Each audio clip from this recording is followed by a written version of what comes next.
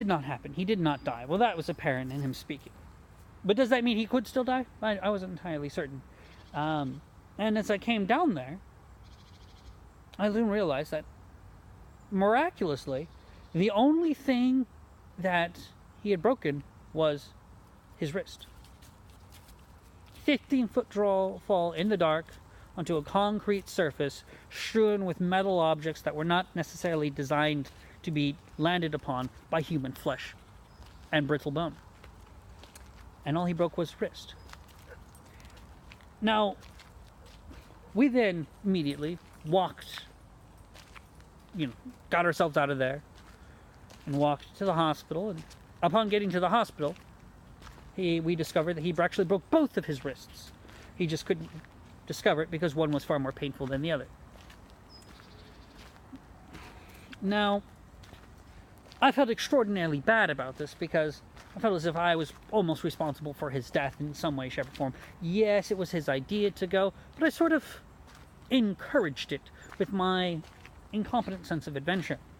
And so I extended my time that I was supposed to spend in this city by about 5 days, and each and every single day I visited the hospital, and I would bring him some food that I would cook. Now, the interesting thing about me, and one of the things that you can expect to see if I ever come couch surfing at your spot, is that I love to cook and I love to bake. This doesn't necessarily have any guarantee of effect, and probably most of what I cook is hardly edible, but is irrelevant to me. I enjoy the process of making something that could or could not be eaten.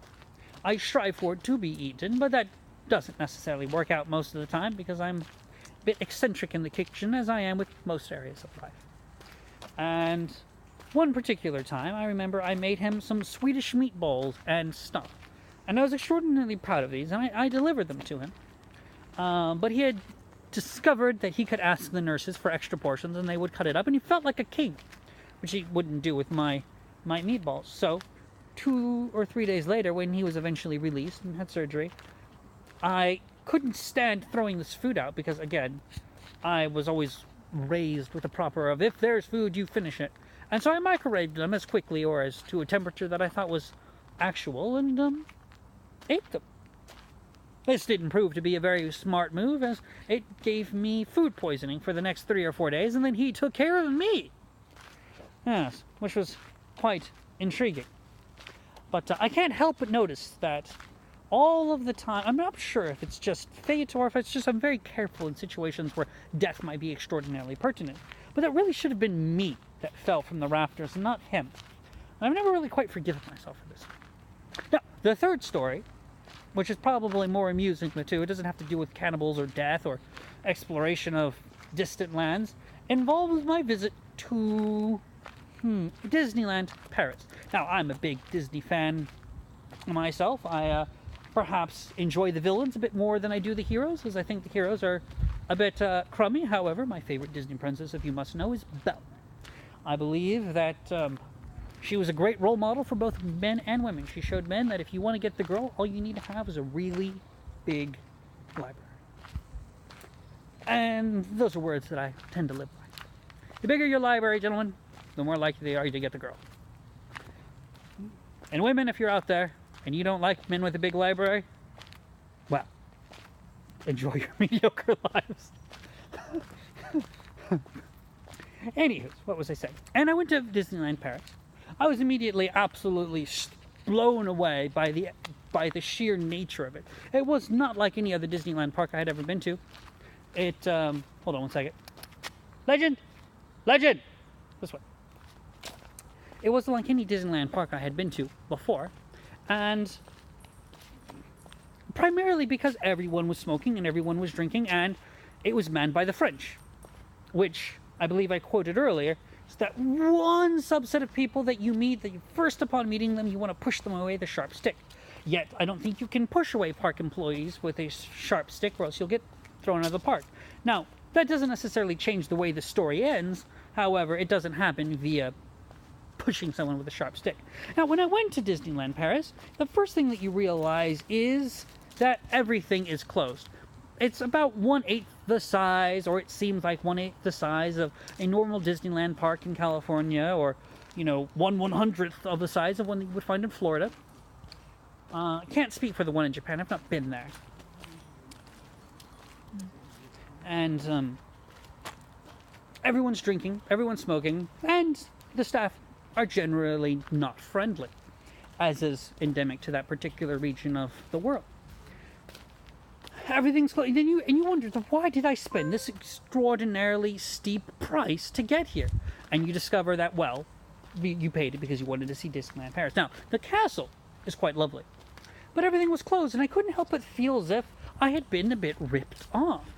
And as the park started to, as it started to approach the closing time for the park, I'd gotten a bit fed up with this, and one of the only rides that were of standard Disney quality that I had ever discovered, because the Haunted Mansion was closed that day. Coincidentally, the Haunted Mansion was closed that day because someone had died in the Haunted Mansion. No, they didn't tell us any of this. I just thought that there was an unusual sense of foreboding and loss that permeated from the building, and I thought that the engineers or the Imagineers had done an extraordinary job designing it. It wasn't until a handful of days later that I discovered that someone had died.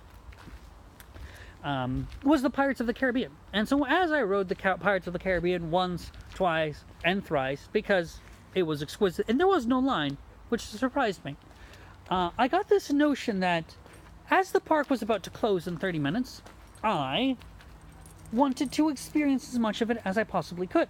So I got off the ride midway, and I started exploring the realms of the cavernous area that made up the ride, the theater. No. And I started, making myself up with the mannequins, and there was nobody else. Nobody else was on the boat with me. Nobody else was on the boats behind me or before me. There was just nobody else here. And so I took that advantage, and I was just wandering around. And I did so for maybe about 15 minutes. And after people had come and gone at that point in time, but nobody seemed to care that I was wandering around. I was playing with the little golden things, making friends with the animatronics, exploring the world that was the Pirates of the Caribbean ride at Disney. Now, at some point, I decided that I was going to get right back into a boat and continue the ride to its ultimate terminus. And the moment I got in, it stopped. It had absolutely stopped. And I was like, oh, okay. And all the rides behind me and all the rides before me stopped as well. So naturally, my eyes are going, okay, this is interesting. Did I jam it? And of course, being the French, they speak nothing but French. And so the intercom came on and said some things in French, in a slightly authoritarian manner, of which I was unable to discern. My bad. I was in France. I should have been able to speak French, but I was in